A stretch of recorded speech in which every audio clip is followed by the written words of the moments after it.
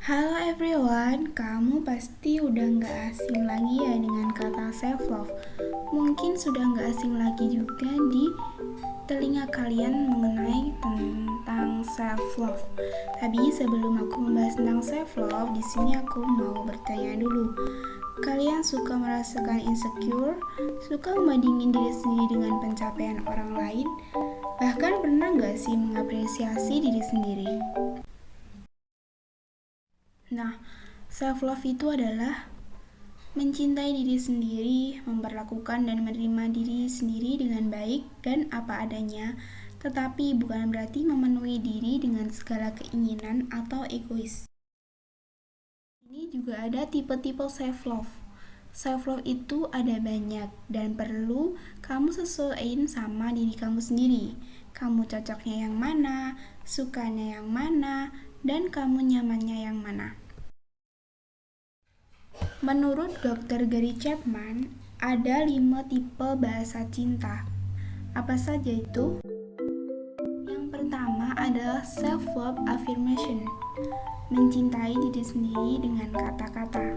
Contohnya, memberikan afirmasi positif, memuji atau mengapresiasi usaha sendiri, menulis hal-hal yang kamu syukuri, dan membaca quotes motivasi.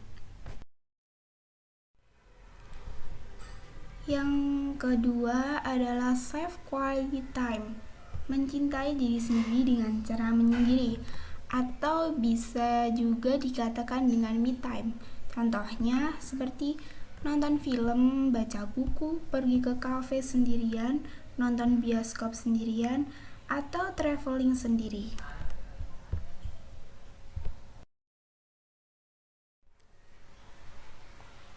Yang ketiga ada self-receiving gift.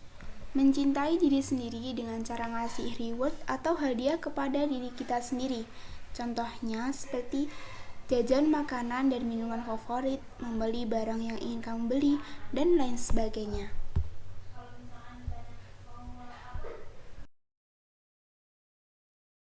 Ada self act of service. Mencintai diri sendiri dengan cara ngelakuin hal yang bikin kamu seneng. Contohnya seperti rapi-rapi kamar, bersih-bersih rumah, masak buat dirimu sendiri, atau mendekor ulang ruangan. 5. Ada self physical touch. Mencintai diri sendiri dengan cara ngasih sentuhan dan perawatan buat fisik kamu. Contohnya skincarean, olahraga, spa atau massage, dan pergi ke salon. Nah, lalu bagaimana cara kita menerapkan self-love pada diri kita? Caranya adalah sebagai berikut. Yang pertama, mendorong sikap percaya diri atau self-esteem. Dalam menjaga kesehatan mental, self-esteem atau kepercayaan diri merupakan kewajiban penting. Secara umum, yang dimaksud menggunakan self-esteem ialah bagaimana cara seseorang melihat serta menerima dirinya tanpa syarat, termasuk pada hal menaikkan rasa percaya diri. Ketika bisa melaksanakan self-love dengan lebih baik, maka self-esteem seseorang juga akan ikut bertambah. Tidak hanya itu, perilaku mencintai diri sendiri juga menghasilkan pribadi kamu yang lebih mudah dalam mengatasi stres loh. Serta, kamu lebih tegar menghadapi berbagai permasalahan dalam kehidupan. Rasa percaya diri ini merupakan sesuatu kemampuan yang terdapat dalam diri sendiri, yaitu mampu menerima diri dengan apa adanya, mengerti seperti apa dirinya, hingga dapat mempercayai bahwa dirinya dapat melakukan berbagai macam hal dengan baik. Yang kedua adalah kenali diri dengan lebih dekat. Tanyakan pada diri sendiri, apa tujuan hidupmu, apa yang ingin kamu capai, mimpi besar apa yang ingin kamu raih, ketakutan terbesar apa yang menghalangi prosesmu. Nah, sebelum kita menyayangi orang lain, maka sayangilah diri kita terlebih dahulu. Melalui apa? melalui apa yang diri sendiri butuhkan, membuat diri sendiri merasa nyaman untuk menjalani kehidupan tanpa adanya tekanan dalam diri maupun dari orang lain. Yang mengetahui diri kita adalah kita sendiri, bukan orang lain. Bahkan rekan terdekat pun tidak mengetahui siapa diri kita. Selanjutnya, tidak membandingkan diri dengan orang lain. Di kehidupan seperti sekarang ini, tanpa sadar setiap orang memiliki watak untuk selalu berusaha menjadi lebih baik ketimbang orang lain. Nah, sikap kompetitif ini bila tak ditempatkan di situasi yang sempurna bisa menjadi beban bagi fisik serta mental kalian. Contohnya, kita sering membandingkan keberhasilan orang lain, tetapi tak tahu apa yang telah dia lakukan. Padahal setiap orang mempunyai jalan hidup dan tanggungan yang berbeda-beda. Nah, daripada sibuk membandingkan diri dengan orang lain, lebih baik kamu fokus dalam mengejar tujuan dan mimpi yang ingin kamu capai. Dengan itu, kamu bisa menjalani kehidupan dengan lebih bebas dan termotivasi, serta tidak mengurus pencapaian orang lain yang tidak ada hubungannya dengan hidupmu.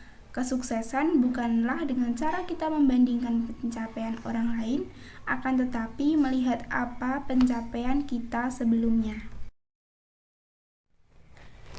Yang keempat adalah tidak memikirkan perkataan orang lain.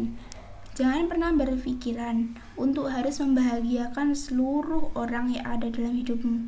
Jika kita tidak melakukan sebuah kesalahan, maka tidak usah memikirkan apa kata orang. Jadilah dirimu sendiri selagi itu masih sesuai dengan norma yang berlaku. Terlalu memikirkan perkataan orang lain tentang dirimu hanya akan membuat kamu lebih stres loh.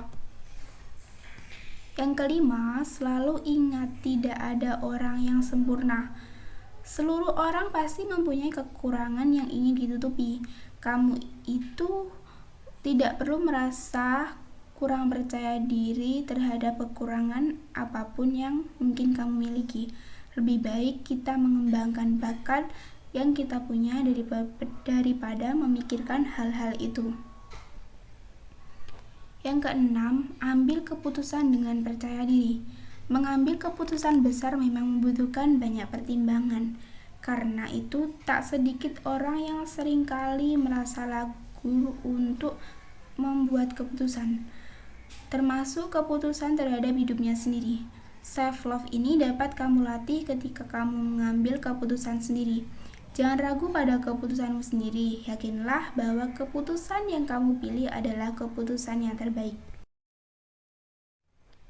Selanjutnya, kenali ketakutan, bukan menjauhinya.